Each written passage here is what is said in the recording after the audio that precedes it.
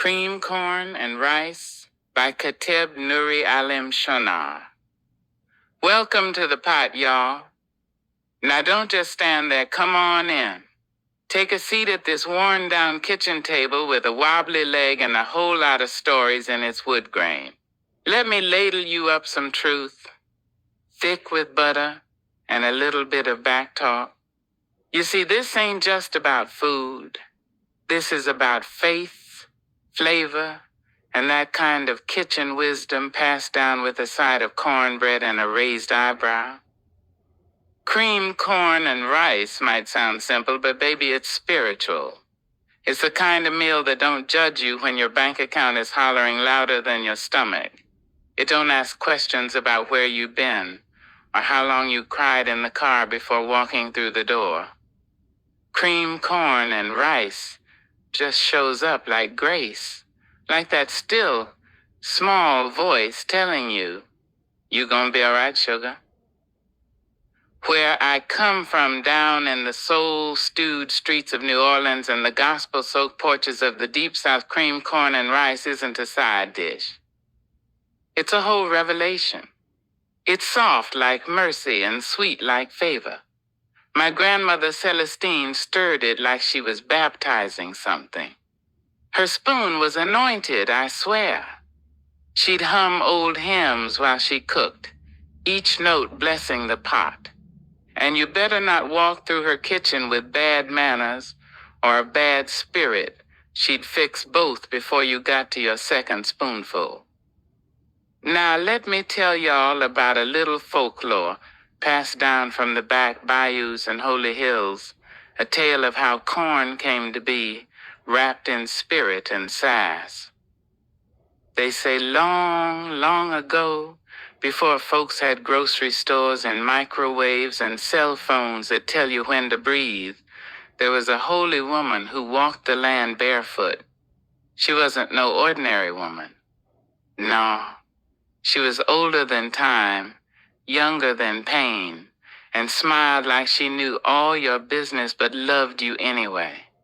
They say she sang songs into the ground deep, humming prayers that rolled through the dirt like river water. And where her bare feet touched the earth, corn began to grow tall, proud, golden like the halos of the saints. The people were hungry, both in the belly and in the soul. And this spirit grandmother said, here now. This corn is food, yes, but it's also a mirror. It shows you how to live. Stand tall, she said. Bend with the wind, but don't break.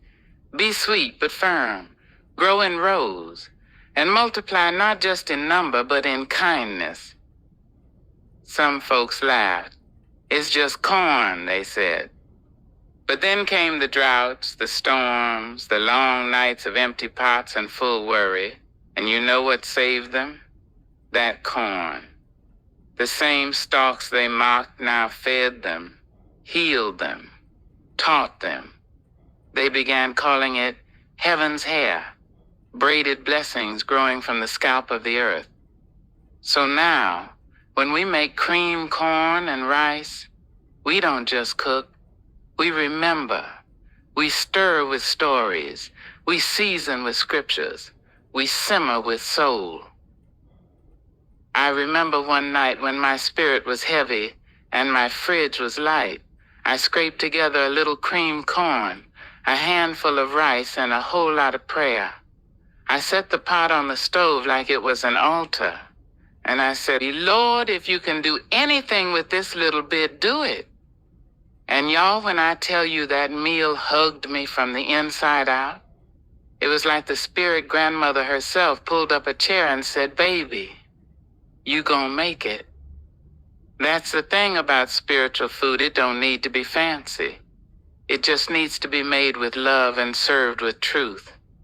And truth is, the Creator's been stretching little into plenty since time began. Cream, corn, and rice is just another miracle in a bowl.